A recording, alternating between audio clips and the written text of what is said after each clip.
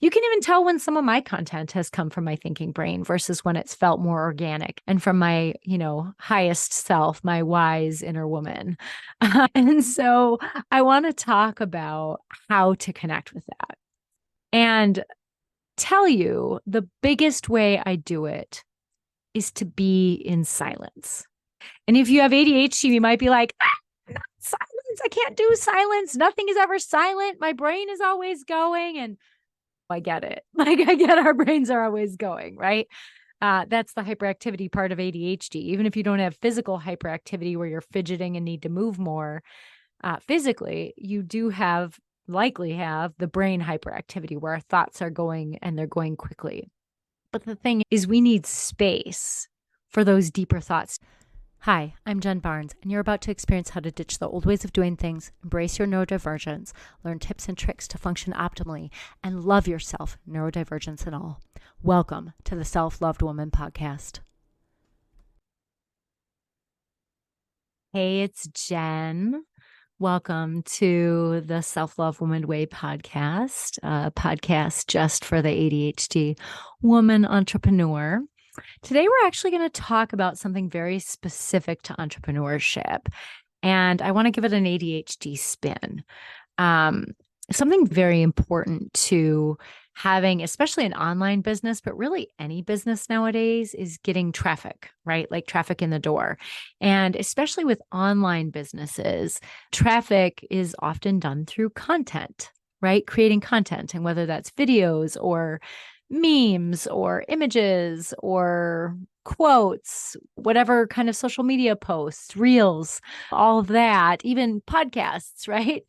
We have to get our information out there. We have to get our content out there. And why? So why do we need content? If you're new to entrepreneurship, which some of us are, we need content so that people understand. First of all, we want to help people, right? Like we want to help as many people as possible. But we also want to share content so people understand what it is we do and how it is we can help them, right?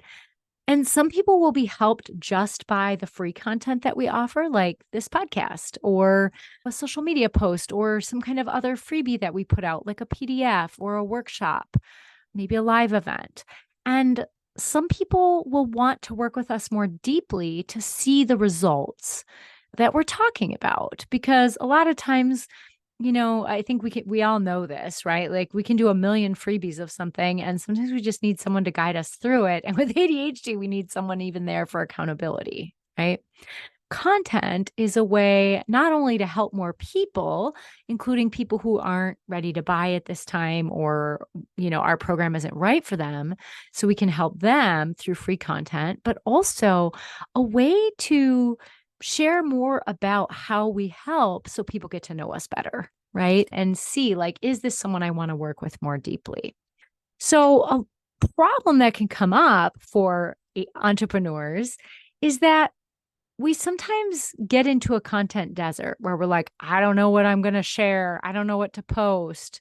Have you ever noticed that? You're just like, oh my gosh. And this happened to me recently, like a week or so ago. And I was like, oh my gosh, what am I going to talk about in my podcast? Like I just couldn't figure it out the day leading up to it. I was like, tomorrow's recording day. I have no idea. And so I relied on some of the tools I have. I was like, okay, well, if I don't come up with it by morning, then I'm going to sit in the silence, right? So today, first, before I dig in, we're going to talk about 4 ways that can help us figure out original, meaningful content that comes really from our deepest, highest self, right? Because we want our content to be original. We want it to come from our own deep wisdom and experience. And the way to do that is by pulling back. A lot of times you can tell if content is coming from someone's thinking brain because it kind of lands, but you don't read it and go, oh yeah, that was meant for me. You can even tell when some of my content has come from my thinking brain versus when it's felt more organic and from my, highest self, my wise inner woman. And so I want to talk about how to connect with that and tell you the biggest way I do it is to be in silence. And if you have ADHD, you might be like, not silence. I can't do silence. Nothing is ever silent. My brain is always going. And I get it. Like I get our brains are always going, right?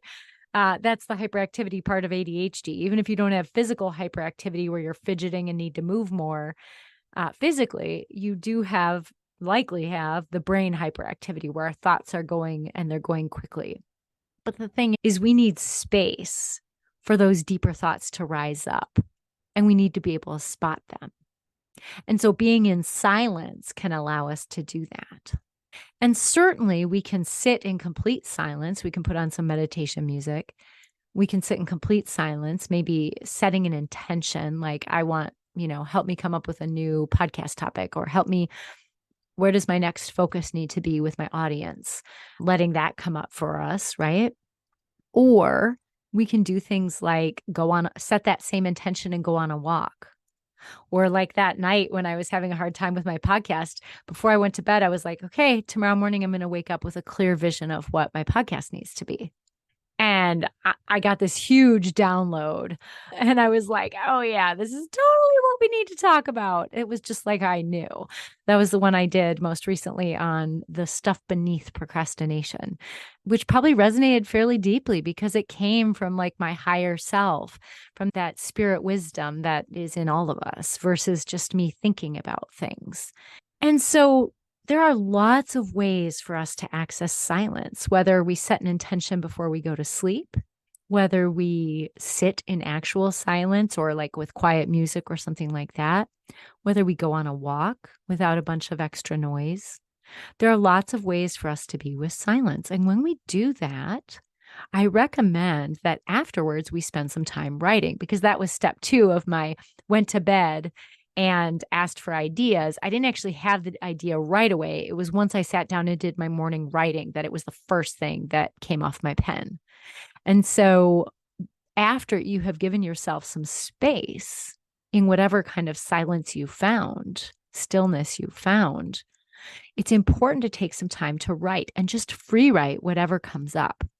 Because sometimes you'll still be clearing the thinking thoughts. Like sometimes it'll just be, I don't want to say garbage, but like just not the deepest, most inner wisdom coming from you. But as you write, you'll find that emerges. And so whether, I usually recommend sitting in silence at least 5 minutes, probably 10, and then writing, then free writing, or going for a 30-minute walk without a bunch of, not listening to a podcast on your walk necessarily, but maybe you could listen to some music, but something that you're going to be able to still be processing, hey, what's in there? What's inside for me to bring to my audience as something to help them. So that is one big way that I find most beneficial for coming up with content. Another one, though I got to say, this is maybe tied for most beneficial, is if you have existing clients, listening to them. Notice, what are they struggling with? What problems are you seeing them present with?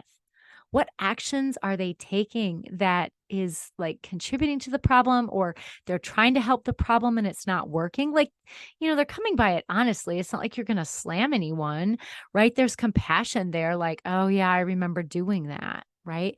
Because the problem is we might have been our audience at one point, but if we're helping people with something, chances are we're no longer struggling with those same things, at least not in the same ways.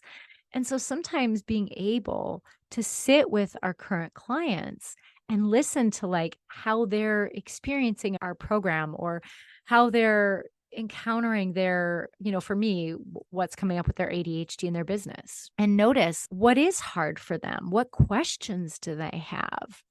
What limiting beliefs are showing up for them? Because all of that is content. All of that is stuff that you can share with people. And some of it you might choose to share inside of your program. And some of it you might choose to share as free content, right? James Wedmore, one of the people I've worked with and still work with, he said in one of his podcasts that the way we can kind of ascertain if something is free content or actual content that is in our program is free content. We want people to just be able to take it in. We don't want them to have to take notes. We don't want them to have to journal about it and all that. Whereas program related content is stuff where they're going to, let it simmer. They're going to sift with it. There's actual activities and work to do. And so that can kind of help you figure out where some of that stuff goes, and certainly if you notice a common problem with your audience, right? Like for me, I noticed people struggling to get themselves to do stuff. And then I was noticing some of the underlying patterns, right? That's why that came up in that download overnight last week. What I was able to share the part of that should be free content. I mean, I want to say should be, right? But like is better served to be free content, and then can share the other pieces of it with the people in my program. And if you're like just here for the freebie and you're like, why don't you share everything for free? And to that, I'd say two things. One, I mean, I got to eat too. I need to make a living. And so doing everything for free isn't really a fair ask.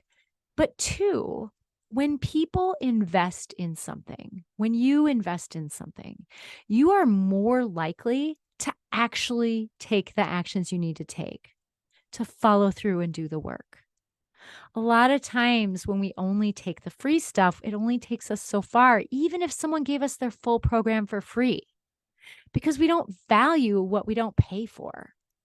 If we don't have skin in the game, if we're not investing our time, our energy, and our money into something, we're probably not even going to do it. I signed up for this coaching program and it was like, I don't know, it was like $27 per class, right? And I did like 2 or 3 episodes and I was like, yeah. I mean, first of all, it was like mediocre to me, I thought, as a content creator. Oh gosh, this could have been so much more. But also it was like I paid like $27 and I was like, yeah, I don't really care. Right? Had I paid a few $100s or maybe even a couple $1,000s, now I'm paying attention. Now I'm going to do it, but I'm also not going to invest at that level until I have a sense of like, is this someone who can help me? Again, the reason for our free content, right? Is to help people see how we can help them.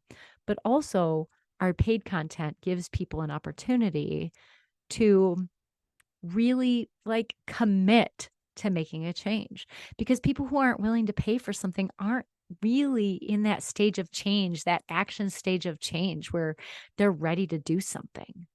Right. And if people are just in that contemplative or pre-contemplative stage of change, this comes from Prochaska and DiClemente. I wasn't planning on talking about this today, but I'm on as well. If people are in those pre-contemplative stage of change or contemplative stage of change, where they either really don't see they have a problem, or like maybe they see a problem, but they don't think it has anything to do with them, or contemplative is like maybe they see a problem, but they don't really know what to do about it, or if they even can do anything about it or want to do anything about it. If people are in those stages, then they certainly aren't going to invest, but you don't want them to invest because they're not ready to take action, right? And those aren't people we want in our programs because they're not ready. We don't want to take money from people who aren't ready to do the work. That's not aligned with integrity. And if you are someone who's aligned to do the work and you're like, yeah, Jen, but things are expensive. And to that, I would say, expensive is all relative. And it's figuring out what you value, right? So it was a little bit of a digression, a little bit of a rabbit hole. But to come back to, one of the ways we figure out what to share is we pay attention to the people that we're serving.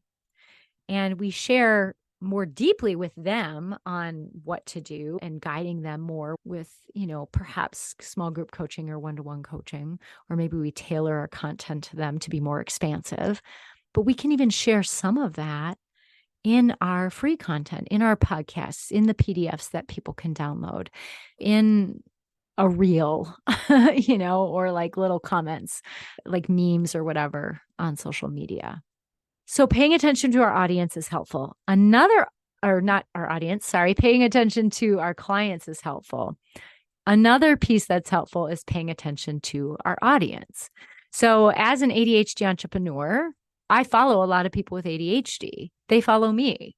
And some of it's just because it's like kind of fun to connect with other people who have ADHD. I'm not going to lie. It's like, oh, cool. We're all doing the same thing. Right. But some of it is because other people with ADHD, especially if they aren't doing what I'm doing, they are sharing what their struggles are. They're sharing what their wins are, but they're sharing what their struggles are, what their problems are. You can see the mistakes that they're making, and not like from a judgmental place, but it's like oh, here's a spot where I can help. I have some ideas on how to help them with where they're stuck. And so if I share content about that, that might help people who also follow me. Um, and people who I'm following who tend to also follow me, right? But it can also help everyone else. And so if you are struggling with like what content should I be doing, take a look at what people online are struggling with that are in your audience.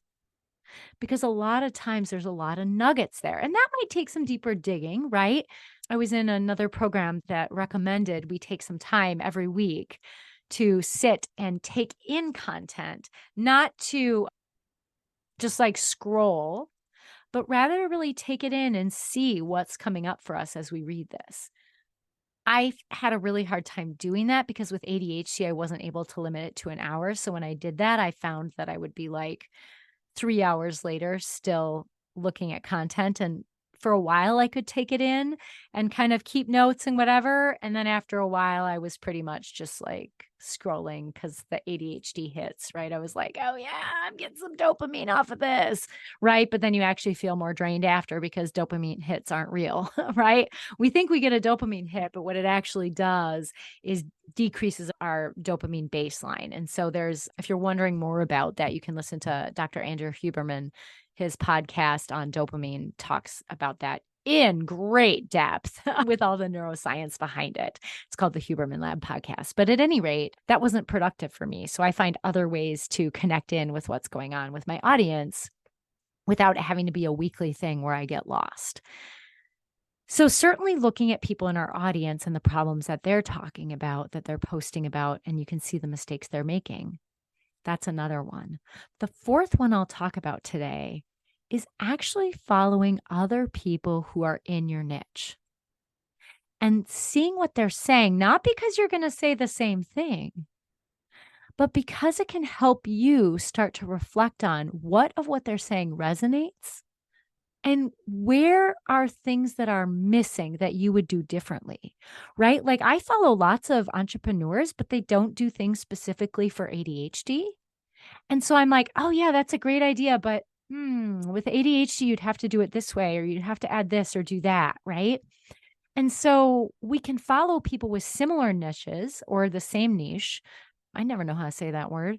But either way, we can kind of see where, oh, yeah, this is missing. Or maybe some of it is just like, yeah, that's not true, right? Like you'll see people all over social media talking about dopamine hits. And with ADHD, you just need your dopamine hit. I would actually argue that a dopamine hit is actually going to make you less productive because they only last for a very short amount of time. And then when it's done, again, your dopamine baseline decreases so that your level of baseline dopamine is lower. So now you have less access to dopamine after a dopamine hit. And then you've got to re-increase your baseline. And that's just not factual information. And how do I know? I trust a neuroscientist. I trust Dr. Huberman because his stuff comes from like cutting edge neuroscience versus just what people are saying on the internet. And so I'm like, okay, so this is something I can share that's unique that he talks about, but he doesn't have the same audience as me, right?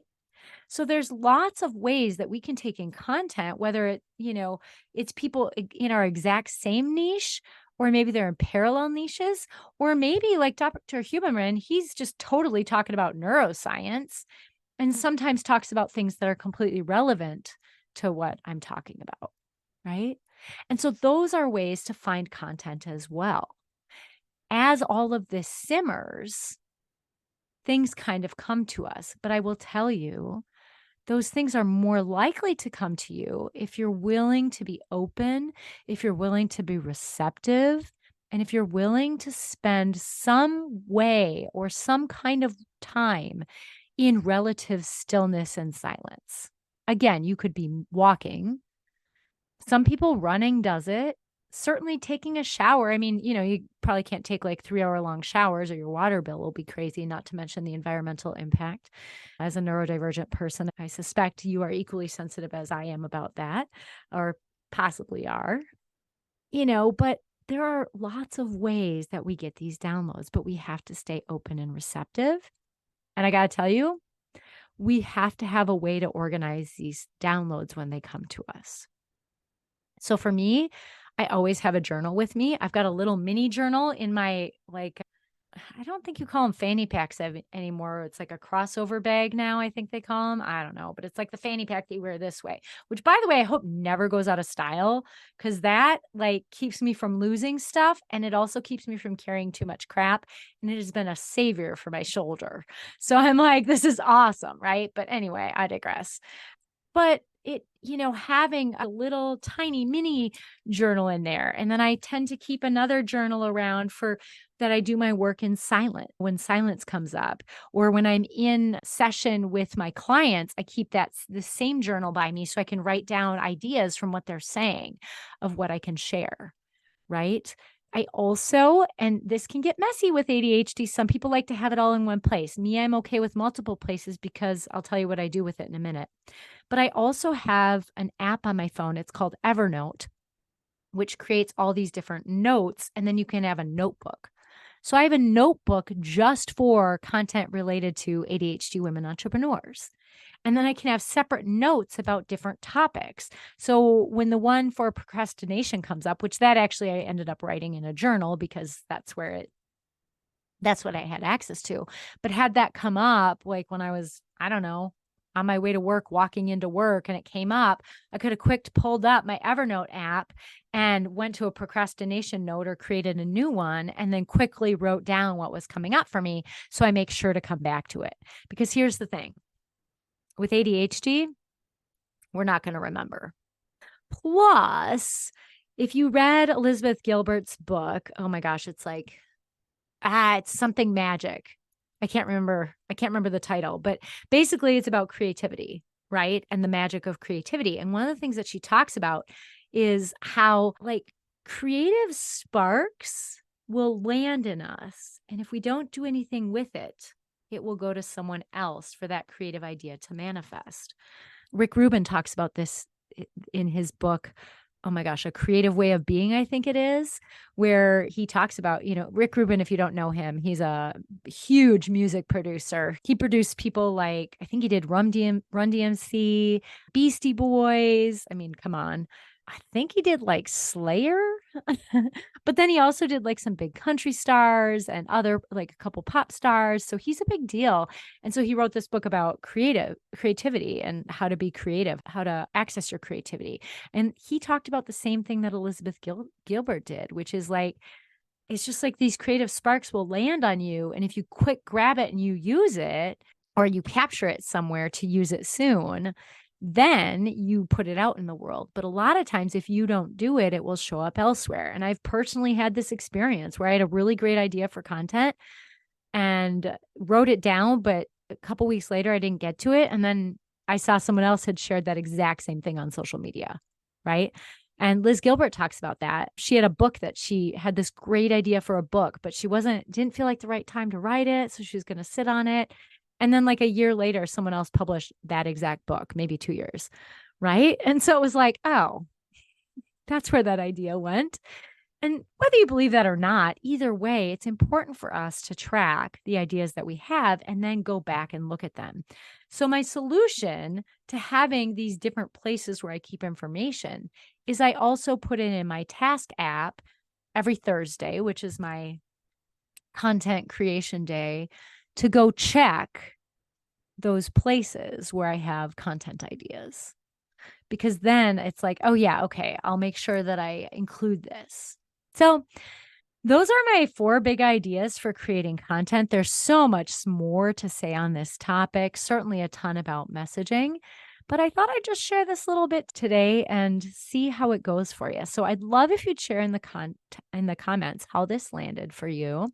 And if you're not following already, I'd love it if you would follow the Self-Love Woman Way podcast, which is made just for you ADHD women entrepreneurs. And if you're not already, please share. All right, y'all, take care.